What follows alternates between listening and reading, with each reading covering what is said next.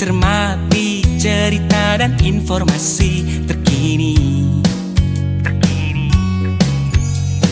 Yuk dengerin tentang reformasi perpajakan pada saat ini, dicermati agar tahu dan juga mengerti.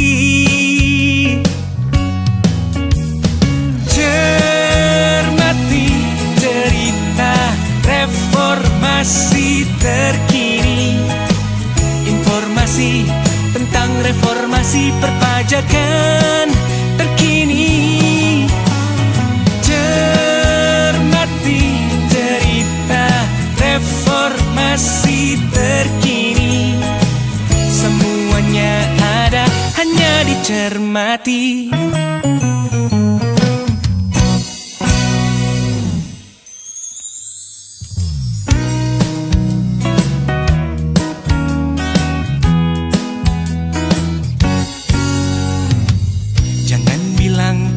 Reformasi kalau belum dengerin cermati, cermati cerita dan informasi terkini.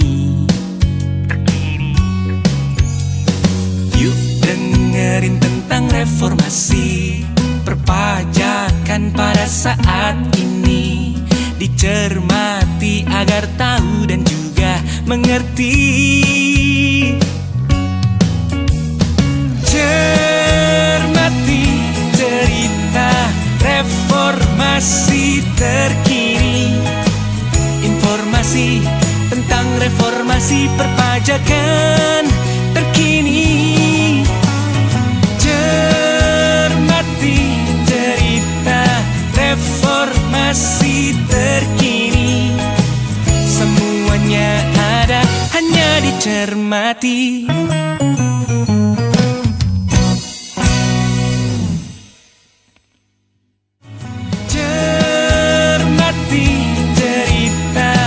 Reformasi terkini, semuanya ada hanya dicermati.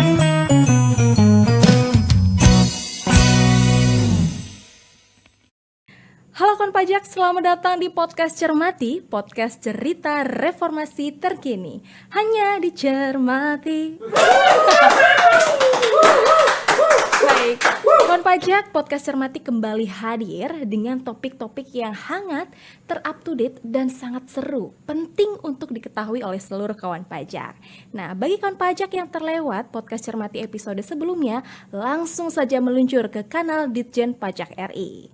Nah, kawan pajak, podcast Cermati episode kali ini kita akan berdiskusi, mengulik-ngulik tentang sesuatu hal yang hangat diperbincangkan di media sosial, yaitu terkait surat permintaan data dan atau keterangan atau yang disingkat SP2DK atau biasa masyarakat sebutnya adalah surat cinta dari Dirjen Pajak. Nah, kira-kira SP2DK ini tentang apa aja sih?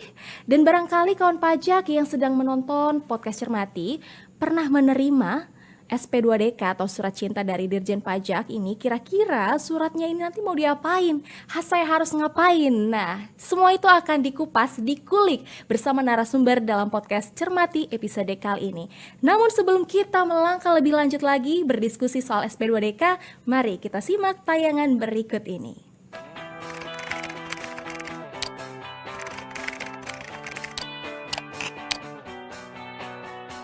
Sistem perpajakan di Indonesia menerapkan sistem self-assessment, di mana wajib pajak diberi kepercayaan untuk menghitung, membayar, dan melaporkan sendiri pajak yang terutang. Sedangkan petugas pajak bertugas untuk mengawasinya. Kantor pelayanan pajak dapat menerbitkan surat permintaan penjelasan atas data dan atau keterangan atau SP2DK untuk meminta penjelasan atas data dan atau keterangan kepada wajib pajak apabila ditemukan dugaan belum dipenuhinya kewajiban perpajakannya sesuai dengan ketentuan perundang-undangan yang berlaku. Wajib pajak dapat menanggapi SP2DK dengan memberikan penjelasan mengenai data-data perpajakan disertai dokumen atau bukti pendukung. SP2DK menjadi mekanisme yang adil dalam sistem self-assessment dengan memberi ruang bagi wajib pajak untuk melakukan review dan klarifikasi kewajiban perpajakannya, serta dapat menjadi deteksi dini apabila terdapat kesalahan dalam proses pemenuhan kewajiban perpajakan. Selamat datang kembali di Podcast Cermati, podcast cerita reformasi terkini bersama saya Rima Budiarti. Senang sekali pada kesempatan kali ini Podcast Cermati kedatangan narasumber yang istimewa, sosok perempuan yang senyumnya itu selalu membuat saya terkesan. Kenapa? Karena senyum beliau itu selalu bisa memberikan energi positif dan semangat. Nah, siapa lagi kalau bukan Kepala Subdirektorat Hubungan Masyarakat Perpajakan Direktorat Jenderal Pajak, Ibu Inge Diana Rismawati. Selamat datang Ibu di Podcast Cermati. Terima kasih Rima. Gimana Bu kabarnya? Alhamdulillah baik, hari ini sehat dan semangat mengikuti ya Bu yang berdiskusi. Wah, luar biasa sekali. Nah, ini loh kawan pajak, Ibu Inge selalu berhasil membuat saya semangat. Nah, boleh dong Ibu sapa juga kawan pajak yang sedang menonton Podcast Cermati. Oke, selamat pagi semuanya. Assalamualaikum warahmatullahi wabarakatuh. Perkenalkan, saya Inge Diana Rismawanti. Saya adalah Kepala Subdirektorat Hubungan Masyarakat Perpajakan di Direktorat Jenderal Pajak. Dan kali ini saya ditemani Rima akan mengisi Podcast Cermati. Wah, luar biasa sekali. Ini suatu kehormatan bagi Podcast Cermati loh Bu, bisa menghadirkan sosok narasumber seperti Ibu. Nah, Ibu, kalau sebelumnya Ibu kan lebih banyak mengedukasi wajib pajak di penyuluhan. Nah, pastinya di kali ini Ibu lebih banyak berkutat dengan media, memantau berita atau seperti apa Bu? Oh ya, kemarin kita mungkin edukasi lebih fokus, kita menceritakan kepada wajib pajak kira-kira ada apa sih ketentuan yang terbaru, misalnya gitu kan, memberikan bimbingan teknis kepada wajib pajak. Nah, kalau di kehumasan kita lebih kepada menjaga citra nih ya, menjaga image Direktorat Jenderal Pajak supaya tetap baik di mata masyarakat. Ini hampir sama dengan edukasi, tapi tentunya berbeda angle kita melihatnya. Ya. Mungkin itu ya Rima ya. Lebih sibuk mana Bu? Lebih sibuk mana nih Bu? Lebih sibuk, jujur lebih sibuk sekarang. Memantau semua pemberitaan. Boleh dibilang 24 jam loh ya. 24 jam per 7 ya Bu? Handphone gak boleh jauh-jauh dari saya ini yang namanya handphone gitu. Iya Bu, nah ini kan juga sempat ramai juga nih Bu. Bisa dibilang Ibu sebagai PR-nya DJP adalah orang yang selalu one step ahead ya Bu dengan isu-isu yang beredar di media, terutama media sosial saat ini, apalagi kemudahan teknologi. Nah, sempat ramai juga Bu terkait isu DJP ternyata banyak loh wajib pajak ataupun kawan pajak yang menerima surat cinta dari DJP nih Bu, atau SP2DK. Nah, boleh dong Bu Ibu ceritakan mungkin apa sih Bu SP2DK itu Bu? Waduh, oke. Sebelum bicara SP2DK Rima nih, kita harus bicara satu hal dulu yang penting, yaitu yang namanya SPT, Surat Pemberitahuan Tahunan. Baik itu wajib pajak orang pribadi mungkin ya, kalau SP2DK kita lebih fokuskan ke orang pribadi, walaupun SP2DK boleh juga untuk wajib pajak badan. Nah, saya ingin pesankan untuk wajib pajak orang pribadi dulu nih. Jadi pada saat kita mengisi SPT, jangan lupa ada syaratnya harus benar, lengkap, dan jelas. Benar, lengkap dan jelas. Nah, kalau kita benar tentunya diisi dengan sebenarnya, sesuai dengan keadaan yang memang terjadi pada wajib pajak. Oke, lengkap. Lengkap itu berarti mengisi dari awal sampai dengan akhir. Ngisinya dari belakang dulu, isi lampirannya dulu, nanti baru induknya ada. Di dalam salah satu lampiran itu ada yang namanya daftar harta. Daftar harta. Iya kan? Termasuk juga daftar utangnya. Jadi tolong itu semua diisi dengan lengkap. Daftar harta yang dimiliki apa saja, mulai dari misalnya aktivitas tetap, seperti mulai dari tanah, bangunan, bahkan mobil, atau barangkali perlengkapan elektronik yang memang harganya barangkali lumayan gitu ya. Termasuk hutang juga kalau memang nanti dibelinya tidak secara tunai gitu kredit kan. Cicil misalnya ya Bu. Cicilan disampaikan supaya apa? Kita bisa menilai apakah memang wajib pajak itu memiliki harta sesuai dengan kemampuannya, sesuai dengan penghasilan yang dia peroleh. Jangan sampai orang yang mengatakan penghasilannya 100 juta misalnya, tapi dia bisa mampu membeli rumah yang harganya barangkali miliaran rupiah. Kita bertanya dong gitu, dari sebagai mana ya? petugas pajak, dari mana dia memperoleh penghasilan untuk mendapatkan harta tadi. Kalau misalnya di bawahnya ada hutangnya, kita bisa mengetahui nih, oh ternyata dia memakai dana dari pinjaman gitu kan. Itu nggak apa-apa, boleh-boleh aja, sah-sah aja dia punya harta yang nilainya banyak, nilainya di atas penghasilannya, sepanjang memang kita bisa melihat tuh ada sumber lain. Sumber lain selain Ya, penghasilan dia, ternyata betul. dia belinya menggunakan pembiayaan dari bank dari seperti itu ya, Bu, seperti ya. itu misalnya. Nah, kita kembali ke SP2DK nih sekarang. Kalau misalnya seseorang mendapatkan surat cinta tadi dari Direktorat Jenderal Pajak, itu artinya bahwa antara SPT dengan data yang dimiliki Direktorat Jenderal Pajak itu tidak sesuai. Ya, tadi saya bilang dia penghasilannya 100 juta tapi punya rumah misalnya nilainya puluhan miliar. Tidak ada hutang. Kita bertanya dong, kebetulan di data kita misalnya ada data mengenai hasil pertukaran informasi dengan perbankan. Di situ terlihat bahwa dia memiliki misalnya nilai kredit atau nilai saldo di atas 1 miliar, karena kan itu kewajiban bank untuk diberikan kepada kita. Kita perlu klarifikasi nih, apakah memang ada penghasilan yang belum dilaporkan dalam SPT-nya. Jadi SP2DK itu yang pasti diterbitkan oleh Kepala KPP. Itu dulu tuh. Harus oleh Kepala KPP. Kepala KPP. Ya, dan yang bertanggung jawab adalah seorang account representative. Jadi nanti kalau punya SP2DK jangan lupa minta supaya bisa memberikan klarifikasi kepada account representatifnya. Gitu kira-kira baik, kalau Bu, secara sekitar singkat. SP2DK tadi. Betul. Ternyata ini ada pepatah bilang, Bu, tidak ada asap kalau tidak ada api. Betul. Tidak ada SP2DK kalau tidak ada triggernya. Yang Betul mungkin tadi salah satu sekali. sudah Ibu sampaikan, salah satu triggernya dari SPT yang disampaikan, Iya, baik oleh betul. wajib pajak orang pribadi maupun badan begitu ya, Bu ya. Tapi selain dari SPT tadi ada lagi nggak sih, Bu, sumber trigger yang akhirnya akun representatif atau petugas pajak itu menerbitkan SP2DK, Bu? Oke. Nah, tadi tidak hanya SPT sebetulnya, Rima. Kalau SP2DK berarti ada dua sumber pastinya. Antara SPT dengan data yang diperoleh dari Ditjen Pajak.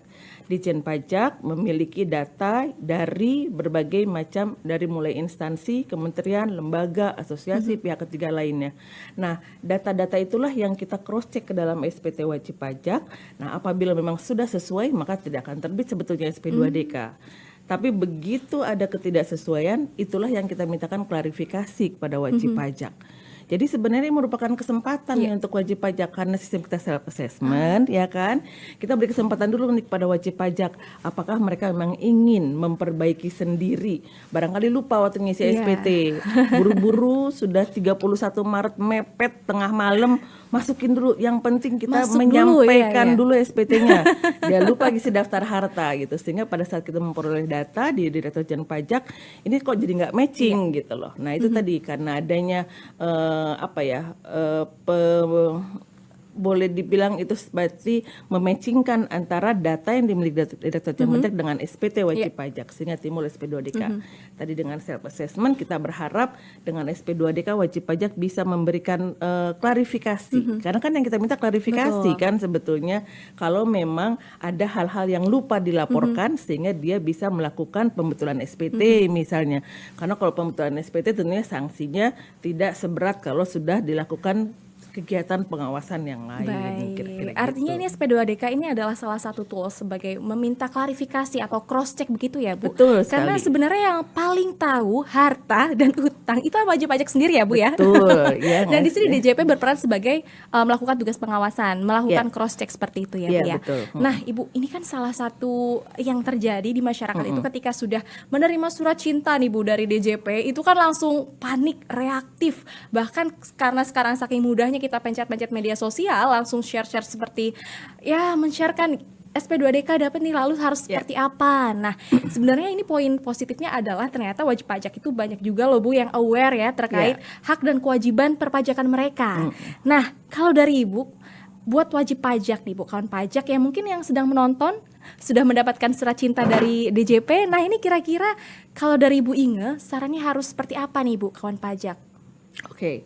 Jadi sebenarnya kalau kita menerbitkan SP2DK adalah sebagai sarana untuk kita bisa memberikan keadilan nih kepada wajib pajak, ya kan gitu loh. Kalau misalnya mereka merasa bahwa SP2DK ini tidak sesuai dengan keadaan yang sebenarnya, silahkan kami diberikan data-data lain barangkali yang memang belum ada di data Direktorat Jenderal Pajak.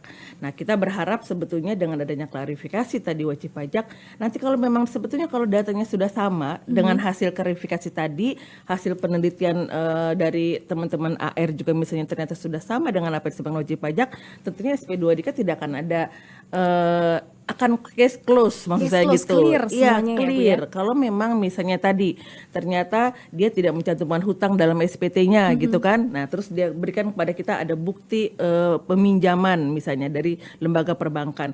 Nah, itu sehingga kita bisa mengatakan oh ternyata memang wajar dia memiliki harta seperti itu. Yang kami lakukan adalah kita membuat suatu laporan penelitian yang mengatakan bahwa memang wajib pajak lupa barangkali mencantumkan hutangnya. Sehingga harusnya ya itu merupakan apa ya? Tadi bisa menutup kekhawatiran. Tadi prinsip keadilan dengan SP2DK adalah memberi kesempatan kepada wajib pajak untuk bisa mengklarifikasi supaya tadi mereka merasa diperlakukan adil, tidak semena-mena oleh langsung dari petugas pajak ya, Bu, pajak mengatakan kekurangan pajak seperti ini. Kalaupun misalnya di situ terdapat angka-angka di dalam SP2DK tadi itu adalah perkiraan, baru perkiraan. Seandainya memang itu merupakan misalnya penghasilan yang lupa dilaporkan.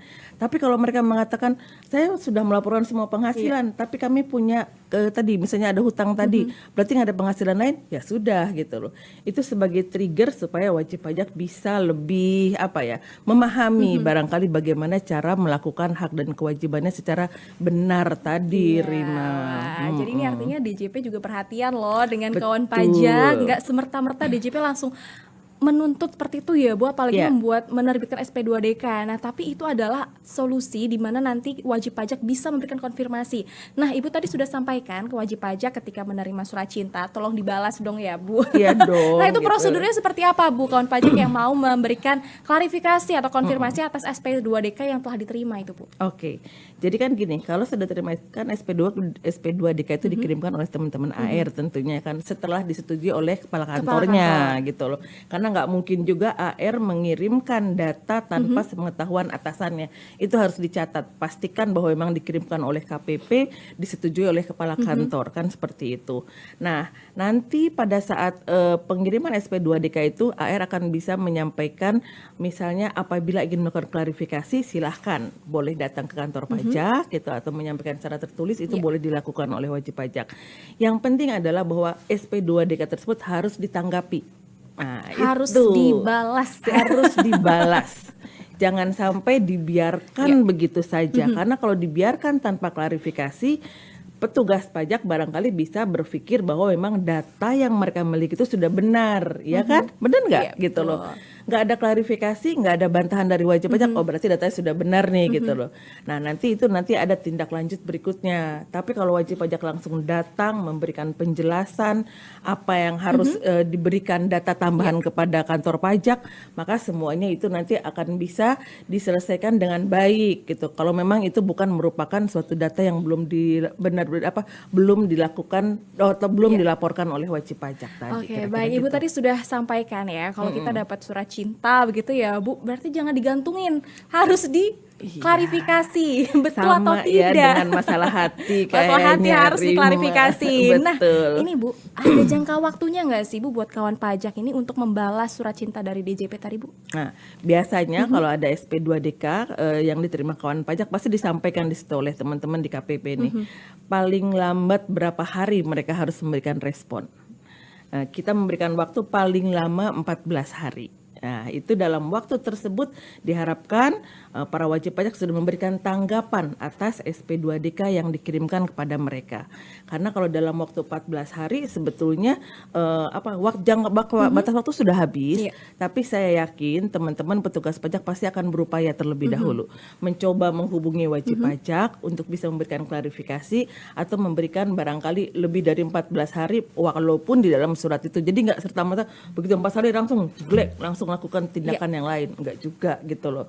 Karena saya yakin mereka punya pertimbangan dan itu akan tergantung juga kepada data yang tertulis di dalam SP2DK tadi. Kira-kira gitu. Ada batas waktunya yang jelas. Batas waktunya 14 hari sejak paling diterima lama, atau paling lama 14 hari. Ya, gitu. Sejak diterima atau bagaimana, Bu? 14 hari sejak surat itu diterima oleh wajib pajak gitu loh. Baik, tapi walaupun sudah melalui 14 hari, tapi petugas pajak tetap ada upaya ya Bu, barangkali surat cinta itu salah alamat begitu ya Bu. Tapi harus dicatat, kawan pajak yang sudah menerima surat cinta itu harus memberikan klarifikasi paling lama 14 hari sejak SP2DK itu diterima. Nah ini penting untuk dicatat ya kawan pajak.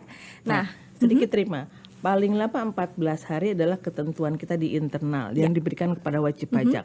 Kalau memang dirasakan sangat urgent, sebetulnya boleh saja sih KPP itu menentukan waktunya kurang dari 14 hari. Jadi tergantung sebetulnya jenis datanya seperti apa dan juga waktu yang dimiliki oleh teman-teman petugas pajak untuk menindaklanjuti data atau informasi tadi. Baik, nah untuk jangka waktu ini Bu, kalau boleh menanya ke lebih lanjut, apakah itu ada di statement dalam SP2DK ini agar wajib pajak lebih aware nih Bu, batasnya harus sampai kapan paling lama untuk menanggapi? Sudah ada tertulis ya Bu ya? Itu harus wajib dituliskan oleh teman-teman dari petugas pajak yang di KPP. Dia harus menyebutkan paling lama berapa hari, misalnya mau 7 hari atau 14 hari diberikan kepada wajib pajak untuk memberikan klarifikasi. Jadi kalau sebelum 14 hari tiba-tiba wajib pajak datang, berarti itu nanti bisa diperlihatkan datanya. Tapi kalau wajib pajak nggak datang sampai dengan 14 hari, tidak bisa dihubungi juga, maka teman-teman di KPP boleh melakukan tindakan yang berikut ya. Kira-kira seperti itu. Itu artinya pasti sudah persetujuan kepala kantor. Betul. Dan kawan pajak jangan lupa langsung saja ketika nanti mendapatkan surat cinta, semoga tidak ya Bu ya. Semoga yang sudah disampaikan di SPT sudah benar, lengkap dan jelas. Barangkali nanti di kemudian hari mendapatkan surat cinta dari DJP, langsung saja menghubungi AR ataupun datang langsung ke KPP. Iya, baik. Nah Ibu, kalau misalkan pajak ini sudah menyampaikan klarifikasi, nah kemudian kira-kira apa yang harus dilakukan? Menyampaikan klarifikasinya itu sudah, artinya gini, pada saat menyampaikan klarifikasi, upayakan ada komunikasi dengan AR, ya kan gitu. Pada saat klarifikasi ada komunikasi dengan AR untuk bisa mengetahui apakah klarifikasinya sudah diterima atau belum, atau sudah cukupkah data pendukung yang dikirimkan oleh wajib pajak kepada teman-teman petugas pajak. Kan gitu. Kalau misalnya sudah cukup, maka nanti AR akan berusaha membuat laporan penelitian. Misalnya dia harus membuat laporan hasil penelitian, data atau keterangan yang diberikan wajib pajak, itu menandakan bahwa memang datanya sudah ditindaklanjuti dan ternyata hanya belum dilaporkan oleh wajib pajak, sehingga tidak ada kegiatan atau tindakan lanjutan setelah SP2DK tersebut. Oke, gitu, baik. kira-kira. Jadi artinya petugas pajak pun membuka koordinasi dan komunikasi lebih lanjut dengan kawan pajak. Iya. Baik, ini lumayan sangat seru ya Bu ya soal ini karena ramai sekali nih diperbincangkan nih. Luar biasa apresiasi untuk kawan pajak yang sudah aware dengan kewajiban hak dan juga perpajakannya. Ini bukti loh kalau kawan pajak itu aware ya. Iya dong, jangan dicuekin kan. Betul, gitu. harus dibalas surat cinta. Baik Ibu Inga, sebelum kita kulik lebih dalam lagi terkait SP2DK, kita akan mengikuti segmen penyuluh menjawab. Sudah hadir bersama kita fungsional penyuluh dari Kanwil DJP Sulawesi Selatan, Barat, dan Tenggara dengan Mbak Siti dan juga Mbak Rina. Baik, selamat, silakan. Baik, terima kasih. Studio 1, lantai 16, Kantor Pusat Direktorat Jenderal Pajak. Saat ini kita sedang ada di Makassar, tepatnya di Kanwil DJP Sulawesi Selatan, Barat, dan Tenggara. Kita akan menjawab pertanyaan dari kawan pajak, tentunya bersama saya Rina, sesaat lagi dalam segmen Penyuluh Menjawab. Semuanya ada, hanya dicermati.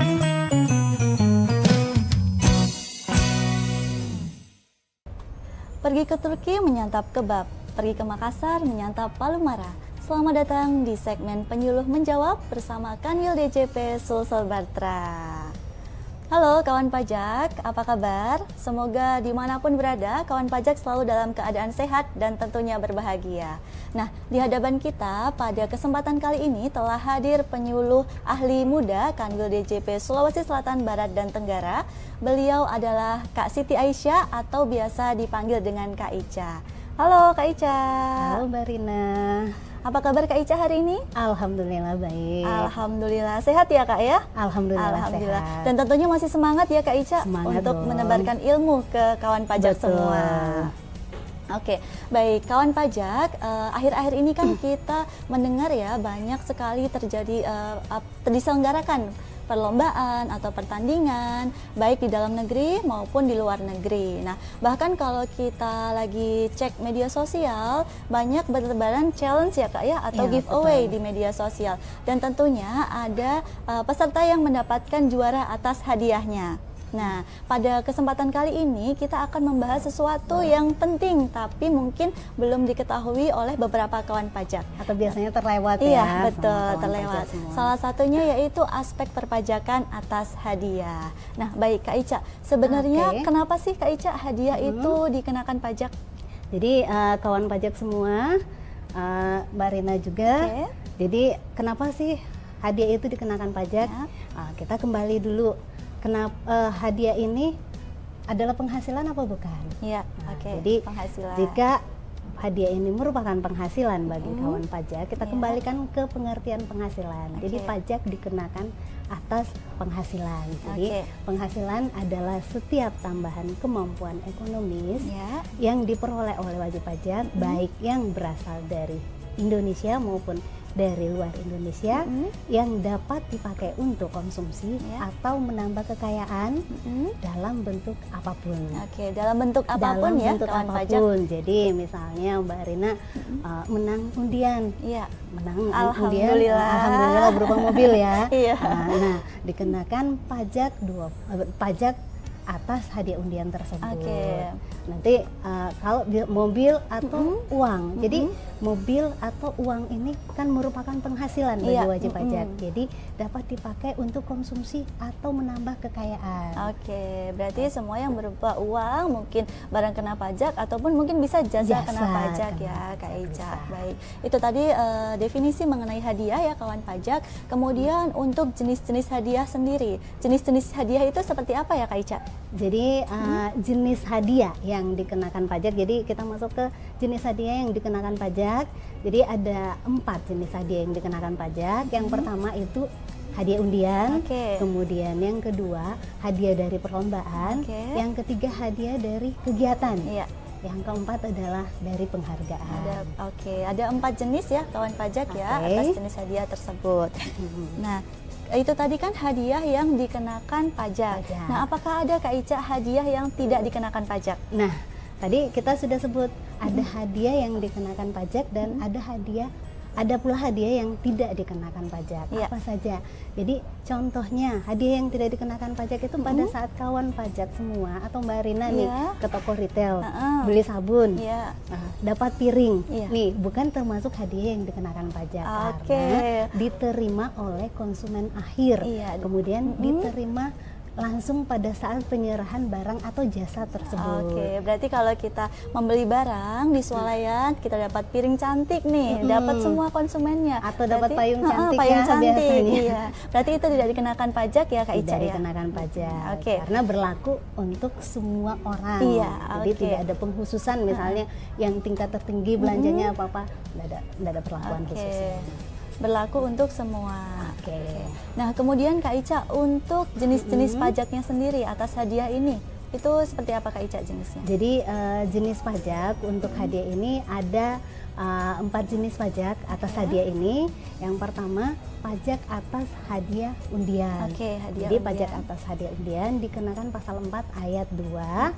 Tarifnya adalah 25% dari jumlah bruto. Iya. Jadi kalau Mbak Rina tadi menang, oh saya dapat hadiah mobil, harga oke. mobilnya berapa, Ya. nanti dihitung harga pasarnya berapa, kemudian dikali dengan tarif 25%. Oke, harga pasar pada saat itu ya Kak Iya. ya? Untuk itu. Kemudian hadiah selain hadiah undian, itu kita lihat lagi subjeknya. Harus Subjeknya, melihat oke. subjeknya. Dia dikenakan PPh pasal 21 jika orang pribadi sebagai penerima hadiah tersebut. Nah, tarifnya berapa? Tarifnya adalah tarif pasal 17. Jadi Oke. kawan pajak semua, misalnya kawan pajak adalah orang pribadi Ya. menerima hadiah berupa uang tunai. Oke. Berarti tarifnya tarif awal itu 5%. Oke. sampai dengan tarif 35% tergantung besarnya penghasilan yang diterima. Oke, beda-beda lapisannya ya, Ya, Kak, beda-beda lapisannya. Jadi semakin besar penghasilan yang kawan pajak terima dari hadiah, maka tarif yang digunakan akan semakin besar. Oke, itu tadi untuk orang pribadi. Orang pribadi, jadi Bagaimana? dikenakan PPh pasal 21. Oke, bagaimana kalau untuk badan termasuk BUT, Kak Ica? Oke, jadi kalau dia berbentuk badan termasuk BUT Ya. akan dikenakan PPh pasal 23. Pasal 23, oke. Tarifnya adalah 15% dikali dengan jumlah bruto. Iya. Jadi berapa nilainya, nilai uangnya, apa nilai barangnya sesuai dengan harga pasar itu dikali dengan tarif 15%. Oke. Kemudian yang keempat ada lagi PPh pasal 26. Oke, PPh pasal 26. Jika penerimanya adalah wajib pajak luar negeri. Oke. Tarifnya berapa? Tarifnya adalah 20% atau menyesuaikan dengan P3B. Oke. Perjanjian penghindaran pajak Pajak berganda dikali dengan jumlah bruto juga. Oke, baik. Itu tadi mengenai jenis pajak dan tarif-tarifnya ya, Kak Ica ya. Nah, tadi kan bagi penerima hadiah ini akan dipotong pajaknya. Kemudian apakah ada Kak kewajiban dari orang pribadi ataupun badan setelah mendapatkan hadiah? Misalkan apakah wajib melakukan pelaporan kepada DJP dan bagaimana mekanismenya? Oke, baik. Jadi kalau kawan pajak semua atau Mbak Rina sendiri tahun ini saya menang undian nih Kak Ica. Mau saya laporkan di mana di SP tahunan. Nah, kalau Mbak Rina berstatus sebagai karyawan atau pegawai, berarti dilaporkan di dalam form 1770S. Oke. Ada form 1770S bagian lampiran kedua, ada di bagian A angka 4. Oke. Ada untuk hadiah undian, jika itu hadiah undian. Bagaimana kalau selain hadiah undian? Berarti dia 1770S lampiran ke-1 bagian A angka 4. Oke. Ada hadiah dan penghargaan lainnya. Itu untuk- Kemudian kalau orang pribadi yang berstatus usahawan atau non-karyawan, pekerjaan bebas, Iya. bukan karyawan ya. Berarti dia ada di lampiran 1770, lampiran ketiga, bagian A juga angka 4 untuk hadiah undian, kemudian ada di lampiran 1, lampiran 1 bagian A angka 4 juga untuk hadiah atau penghargaan. Baik, itu untuk penerima hadiah yaitu orang pribadi. Orang pribadi. Bagaimana kalau badan Kak? Kembali Nah, lagi. kalau badan berarti menggunakan formulir 1771 Iya. di lampiran 4 angka 14. Nah, kemudian itu untuk hadiah undiannya.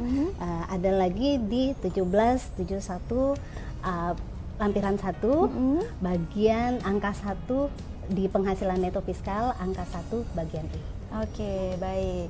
Itu tadi mengenai pelaporannya ya, kawan pajak ya. Jadi bagi kawan pajak yang menerima hadiah, jangan lupa untuk dilaporkan dalam SPT tahunan. Nah, baik kawan pajak, sepertinya untuk pembahasan mengenai hadiah ini sudah sangat jelas ya, Kak Ica Iya, ya. benar. Terima kasih Kak Ica atas penjelasannya. Baik, semoga menambah manfaat dan tentunya ilmu kepada kawan pajak dan semangat untuk menjalankan kewajiban perpajakan. Perpajakannya. Betul sekali Mbak Rina.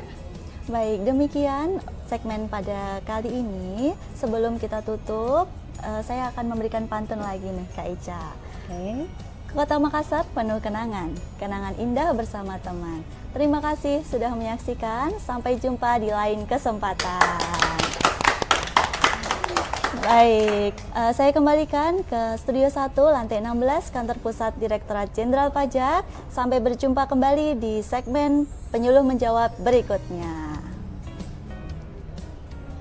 Semuanya ada, hanya dicermati.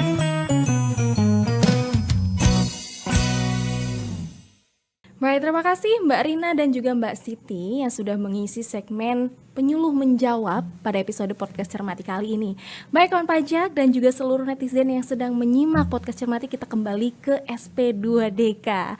Baik, Ibu ingat seperti yang Ibu sampaikan tadi ya, bahwa wajib pajak yang kooperatif itu silakan menghubungi akun representatif, kemudian dilakukan komunikasi lebih lanjut untuk mendiskusikan data dari kawan pajak ataupun yang dimiliki oleh petugas pajak. gitu.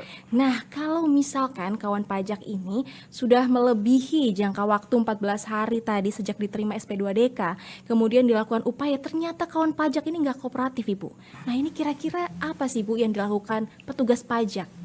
Oke, sebelum saya jawab itu tadi ingetin lagi ya bahwa yang diklarifikasi adalah data dari wajib pajak dan data dari DJP juga nih gitu kan. Karena antara dua data ini kan berbeda. Jadi harus kita samakan dulu kira-kira perbedaannya ada di mana. Nah, sekarang kalau misalnya waktu 14 hari sudah terlewat nih gitu kan, petugas pajak bingung dong mau diapain lagi ya kira-kira gitu. Sebetulnya bukan harus diapain, tapi ada prosedurnya. Iya.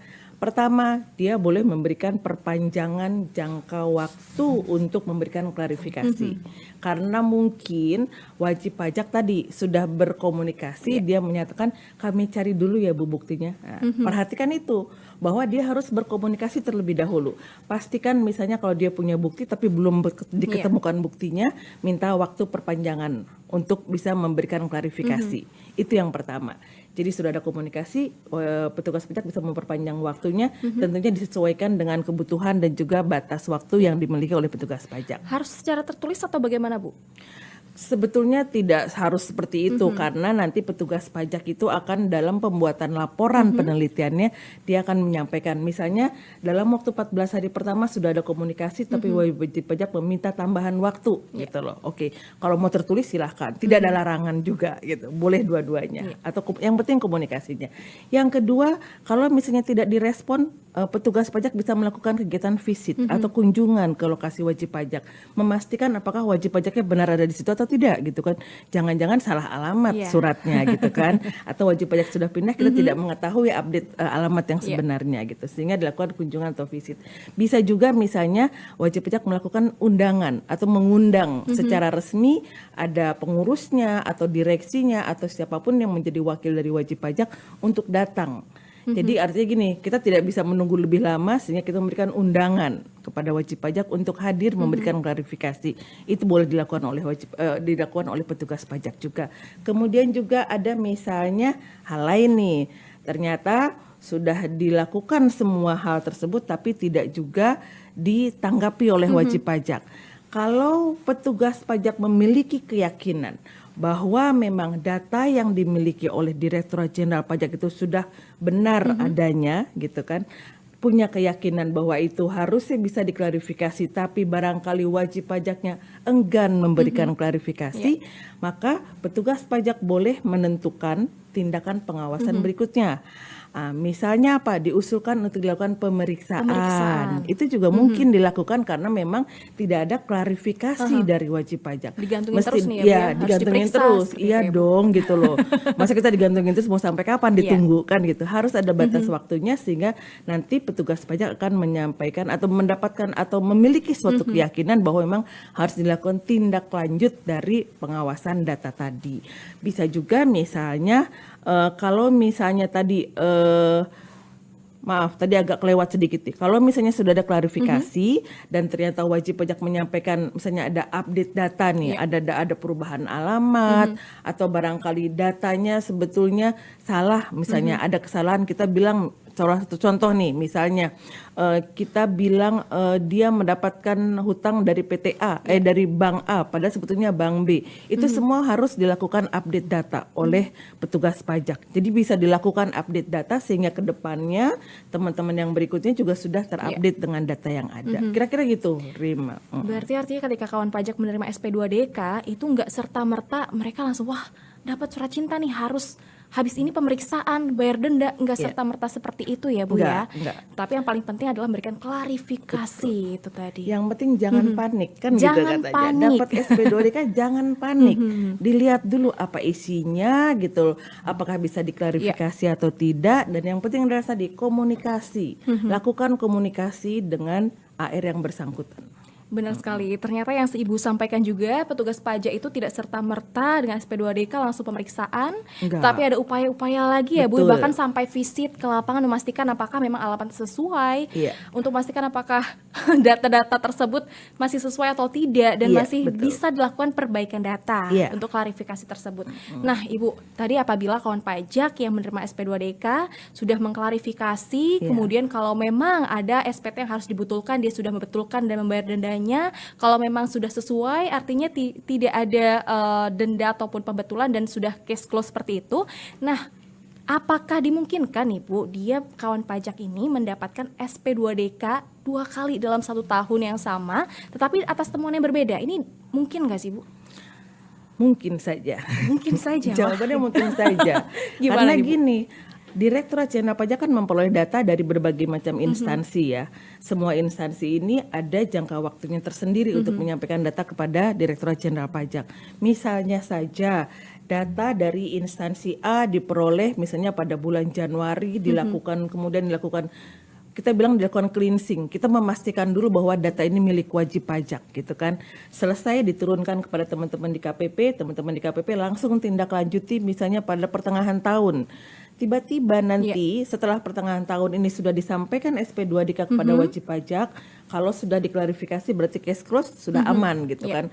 Ternyata misalnya di menjelang akhir tahun ada instansi B menyampaikan data yang berbeda. Ini kita bisa menerbitkan lagi SP2DK. Jadi sebetulnya kalau dapat SP2DK berkali-kali dilihat dulu tadi kembali. Jangan langsung seuzon. Apalagi nih Direktorat Jenderal Pajak ini katanya. Kemarin udah selesai, ini datang Kemarin udah lagi selesai, surat ini cintanya. datang lagi gitu loh. Karena apa tadi? Data yang diperoleh oleh Direktorat Jenderal Pajak itu tidak dalam waktu yang bersamaan. Begitu banyak instansi, ada lebih dari 60 instansi saat ini menyampaikan data kepada Direktorat Jenderal Pajak, dan mereka tidak bisa kita katakan semua Januari harus ngumpul ya gitu. Atau pada saat data itu sudah dikumpulkan Direktorat Jenderal Pajak juga ada waktunya lagi. Kita harus melakukan atau meyakini bahwa data tersebut memang benar wajib pajak gitu, milik wajib pajak. Karena kadang-kadang data yang diberikan oleh instansi lain itu tidak ada NPWP-nya, Rima. Baik. Nah, kita kan harus yakin dong bahwa data ini milik wajib pajak. Betul. Untuk itulah dilakukan tadi klarifikasi, cross check. Karena mungkin saja gitu loh, ini ternyata bukan milik wajib pajak nih gitu loh. Yang banyak terjadi, saya kasih contoh boleh ya? Boleh, silakan Ibu. Kendaraan biasanya nih. iya. Nah, kendaraan itu biasanya kalau terima dari Samsat kita ada di situ ada NIK-nya nih, NIK Oh, ada pemiliknya. NIK. Ya, pemilik NIK kendaraan. pemiliknya. Kita harus lihat dulu nih, NIK ini nempel ke NPWP mana. Ya kan gitu loh. Pernah juga ada terjadi beberapa waktu yang lalu pada saat NIK belum diperlakukan sebagai NPWP itu, jadi satu NIK dia punya 2 NPWP. Ada yang seperti itu, gitu kan. Nah, kita ternyata menyasar kepada NPWP yang pertama. Padahal ternyata NIK ini sebetulnya yang benar adalah milik NPWP kedua. Nah, ini proses-proses seperti ini sebetulnya kenapa kita perlu melakukan klarifikasi. Karena kalau tidak kita akan menyasar wajib pajak yang salah. Mereka mengatakan, saya nggak pernah beli mobil gitu.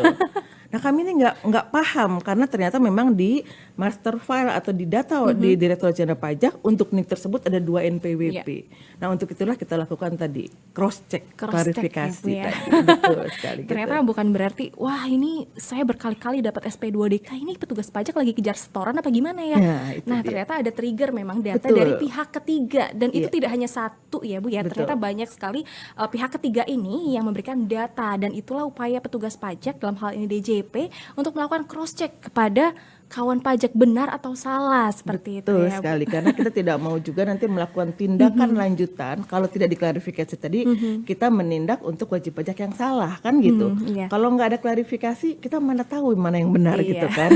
Nanti kita tindak lanjuti terus dengan pemeriksaan, katanya wajib pajak bukan dia Bukan ternyata dia. gitu.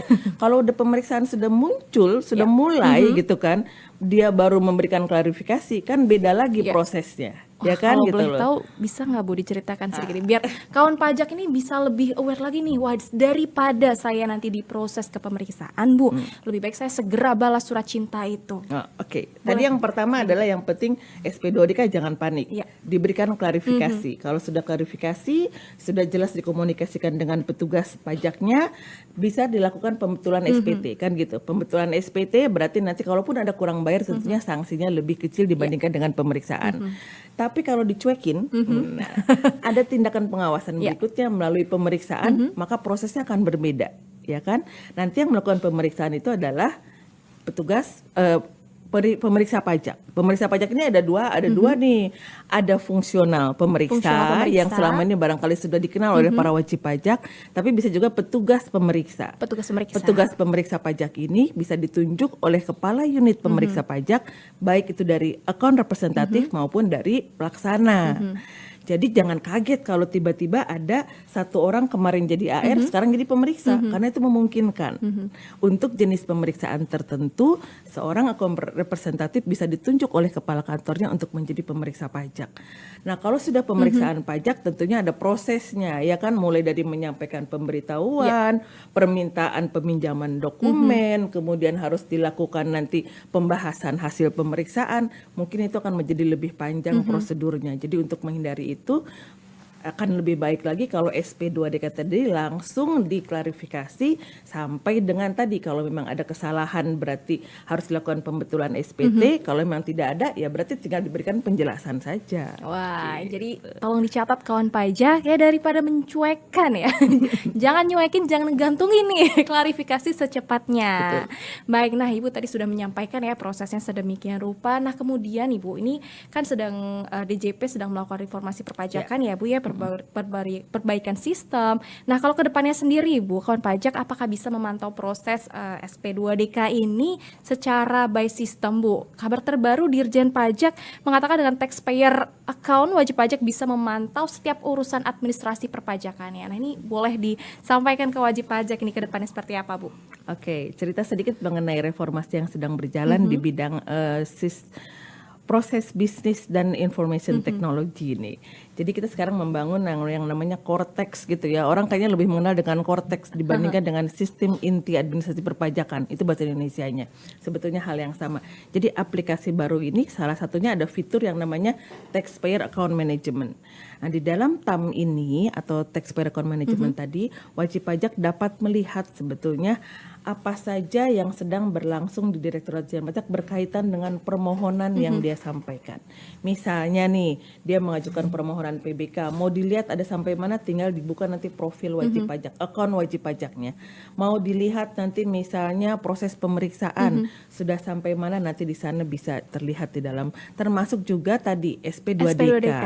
SP2DK mungkin nanti akan kalau misalnya Cortex berjalan lancar, wajib pajak sudah memberikan informasi mengenai email yang pas, misalnya SP2DK dikirimkan melalui email juga akan terlihat di dalam akun wajib pajak tadi bahwa di sana ada SP2DK nih gitu. Nah, wajib pajak boleh lihat nanti di sana SP2DK-nya apakah sudah close atau tidak. Kalau sudah close dia harusnya akan bergeser nanti tempatnya gitu kan. Kira-kira seperti itu sih Rima ke depannya. Artinya ini kawan pajak semakin mudah ya Bu ya melakukan administrasi perpajakannya. Ya, memonitor seluruh kegiatan atau apa yang berkaitan dengan kantor pajak nanti bisa melalui akun wajib pajak tadi. Wah, luar biasa. Boleh dong tepuk tangan untuk Ibu Inge. Wah, gak kerasa nih kita sudah mengupas ya sampai ke bukan hanya kulitnya Bu, daging-dagingnya semuanya sudah di kulik-kulik oleh Ibu Inge terkait SP2DK atau surat cinta dari Direktorat Jenderal Pajak yang lagi rame nih ya diperbincangkan oleh kawan pajak. Ya luar biasa sekali, apresiasi juga untuk kawan pajak yang sudah aware terhadap hak dan kewajiban perpajakannya. Nah sebelum kita mengakhiri diskusi pada podcast Cermati episode kali ini, Ibu boleh dong Bu satu closing statement untuk kawan pajak. Oke, untuk kan pajak semuanya nih. Kalau kita lihat dari awal tadi mengenai SP2DK, pertama, jangan panik. Jangan panik, tapi saya mengatakan jangan panik juga bukan berarti tanpa dasar. Karena apa? Yang pertama diperhatikan adalah SPT. Sekali lagi istilah SPT dengan benar, lengkap, dan jelas. Cantumkan seluruh harta, seluruh utang kalau untuk orang pribadi di dalam lampiran, supaya nanti data yang diperoleh wajib pajak akan dapat langsung di cross check sendiri oleh petugas pajak tanpa harus klarifikasi kepada wajib pajak. Tapi apabila memang petugas pajak tidak dapat mengetahui informasi data tadi di dalam SPT yang disampaikan wajib pajak, maka harus dilakukan klarifikasi melalui pengiriman SP2DK. Dan SP2DK jangan dicuekin, ya kan gitu. SP2DK tolong diberikan klarifikasi, komunikasikan dengan AR yang bersangkutan. Ingat ya, kawan pajak semuanya, dengan account representatif kawan pajak semuanya. Komunikasikan, klarifikasi data yang dimiliki oleh wajib pajak apa, data yang dimiliki oleh petugas pajak apa, disinkronkan, diklarifikasi dengan benar agar tadi tidak terjadi kesalahan persepsi atau tidak terjadi adanya kesalahan dalam penghitungan wajib pajak. Ingat, sistem self assessment masih berlaku di sini. Jadi wajib pajak boleh melakukan perubahan atau perbetulan SPT, atau kalau misalnya dicuekin ya tadi ada tindakan selanjutnya yang bisa dilakukan oleh petugas pajak. Jadi sekali lagi tetap berkomunikasi dengan baik dengan account representatif apabila mendapatkan SP2DK. Terima kasih. Luar biasa sekali diskusi pada podcast Cermati episode kali ini menjawab kegelisahan semua kawan pajak yang barangkali mendapatkan surat cinta dari DJP atau bahkan yang bukan hanya sekali, berkali-kali mendapatkan surat cinta. Jangan panik. Nah, buat kawan pajak yang kemarin mungkin FOMO ya terkait apa sih SP2DK gitu, rame-rame apa sih, sudah terjawab juga. Jadi setelah menonton atau menyimak episode podcast Cermati kali ini, harus menyampaikan SPT dengan benar, lengkap, dan jelas biar nggak dapat surat cinta dari DJP. Baik, sekali lagi terima kasih Ibu Inge Diana Rismawati atas kesempatan dan juga berkenan Ibu untuk hadir berdiskusi dalam podcast Cermati pada episode kali ini. Luar biasa sekali. Dan baiklah kawan pajak, demikianlah podcast Cermati episode kali ini. Saya Rima Budi Arti beserta kru Cermati yang bertugas. Mana tepuk tangannya? Mau coba terima kasih dan terus ikuti podcast Cermati di episode selanjutnya hanya di kanal YouTube Ditjen Pajak RI. Dan terakhir saya ingin dong mengajak Ibu Inge nyanyi semuanya ada, Ibu Rati hanya dicermati. Boleh ya Bu ya. Baik, boleh rame-rame juga ya kawan pajak. Semuanya ada, hanya dicermati. Terima kasih Bu Inge, kawan pajak semuanya. Rima. Sampai jumpa di podcast Cermati episode berikutnya. Dengerin tentang reformasi perpajakan pada saat ini, dicermati agar tahu dan juga mengerti. Cermati cerita reformasi terkini, semuanya ada hanya dicermati.